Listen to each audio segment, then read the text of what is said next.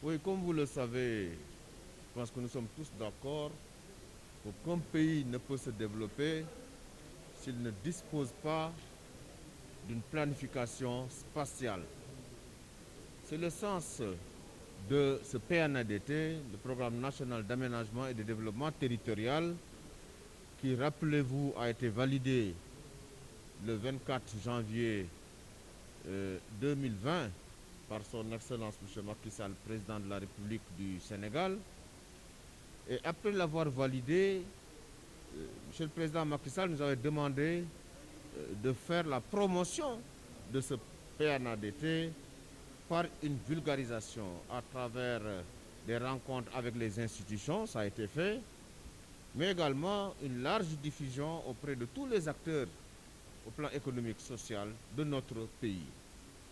Et c'est la raison pour laquelle nous avons tenu aujourd'hui cette rencontre avec le directeur général de l'ANAT, que nous félicitons, M. Djigo, mais également avec l'UOMOA qui a appuyé pour l'organisation de cette rencontre de, de diffusion et de vulgarisation du PNADT. Le PNADT est extrêmement important.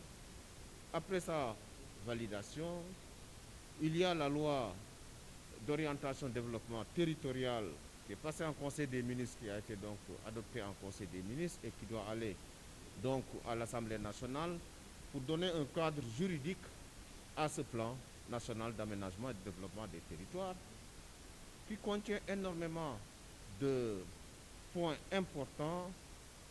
Nous pouvons citer le visa de localisation, nous pouvons citer également l'Observatoire national des territoires et quelque chose d'extrêmement important, c'est ce que nous appelons les zones d'aménagement différées, les ZAD, et également le fonds d'impulsion pour le développement de l'aménagement du territoire à travers les collectivités territoriales, les départements, les régions, les communes. Pour dire simplement que cet exercice est extrêmement important, et nous saluons aussi la présence massive de directeurs généraux d'aménagement du territoire de pays amis et qui sont venus en forte délégation des pays de l'UEMOA pour assister donc à cette rencontre très importante. Le plan est en train d'être déroulé parce qu'il a été validé. Maintenant, au plan législatif, l'Assemblée va programmer très rapidement l'adoption de la loi d'orientation et de développement des territoires.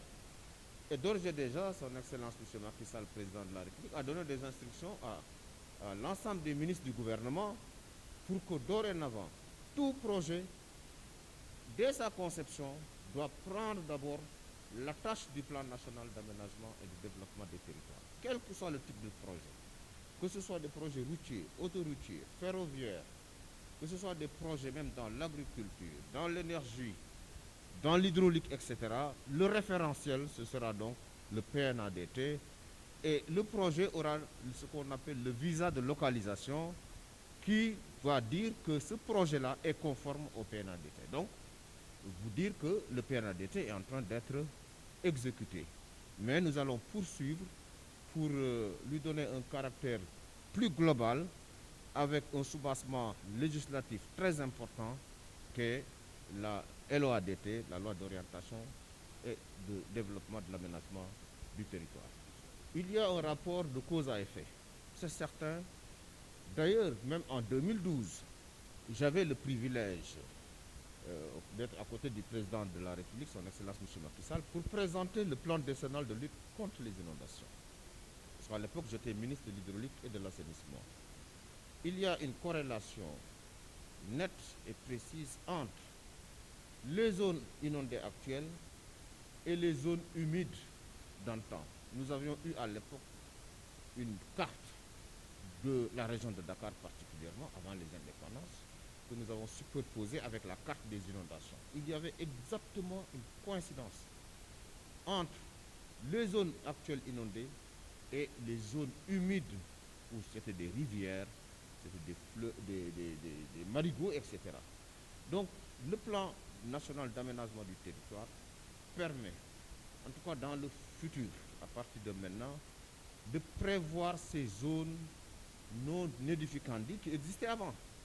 mais on a laissé habiter les populations avec les années de sécheresse de 1970. Il y a une vague de personnes qui ont quitté l'intérieur du pays pour venir se concentrer sur 0,3% du territoire. Dakar, c'est 0,3% de la superficie nationale et 25% de la population. Mais Dakar, en réalité, la région de Dakar, c'est une zone humide. Beaucoup de zones habitées aujourd'hui n'auraient pas dû l'être. Eh bien, voilà un peu ce qui explique le fait que si on n'applique pas une planification spatiale, les conséquences, les voilà. Et comme nous ne maîtrisons pas le temps qu'il fera ou qu'il fait, parce que nous vivons dans une période de changement climatique, avec une perturbation générale, regardez tout ce qui se passe autour de nous, même des pays sahéliens qui n'avaient pas de pluie et qui sont aujourd'hui inondés. Donc c'est une leçon apprise qu'il va falloir donc intégrer dans toutes les stratégies futures d'implantation des populations sur notre territoire national.